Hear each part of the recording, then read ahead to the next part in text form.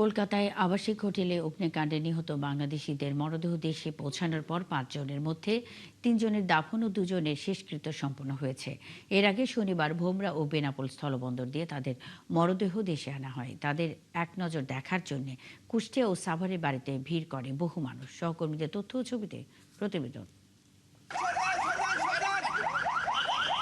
কলকাতায় আবাসিক হোটেলের আগুনে নিহত ৭ বাংলাদেশির মধ্যে ৬ জনের মরদেহ দেশে পৌঁছেছে। কুষ্টিয়ায় রবিবার মধ্যরাতে সাংবাদিক দেবাশিস দত্ত ও তার সন্তানকে দাহ করা হয়। পরে স্ত্রী ও শ্বশুরকে দাফন করা হয়। দেবাশিসের এই বিদায় শুধু দেবাশিসের বিদায় নয়, ওই বাড়িটারও বিদায় হয়ে গেল। কারণ বাড়ির পরিবারের একমাত্র উপার্জন ব্যক্তি ছিল সে চলে যাওয়ার পরে আমরা যে কি একটা সম্পদ রত্ন হারালাম, এটা আমরা বলে বোঝাতে পারবো না। ভারত সরকারের কাছে, বিশেষ করে পশ্চিমবঙ্গ সরকারের কাছে আমাদের আবেদন যে তার অসহায় পরিবারের ক্ষতিপূরণ বাবদ ২৫ কোটি টাকা তাদেরকে দেওয়ার জন্য আমরা আহ্বান জানাচ্ছি। শনিবারই সাতক্ষীরার বাসিন্দা SM আলিমুজ্জামান সাজুর দাফন সম্পন্ন হয়েছে।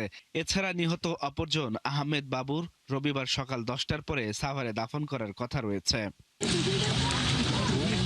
এর আগে কলকাতার পিস ওয়ার্ল্ড হিমঘর থেকে শনিবার সকালে সাতক্ষীরার বাসিন্দা SM আলিমুজ্জামানের মরদেহবাহী অ্যাম্বুলেন্সটি রওনা দেয়। আইনি প্রক্রিয়া শেষে দুপুর 12টার দিকে ভোমরা স্থলবন্দর ইমিগ্রেশন কর্মকর্তাদের কাছে BSF ও ভারতীয় ইমিগ্রেশন কর্তৃপক্ষ সাজুর মরদেহ হস্তান্তর করে।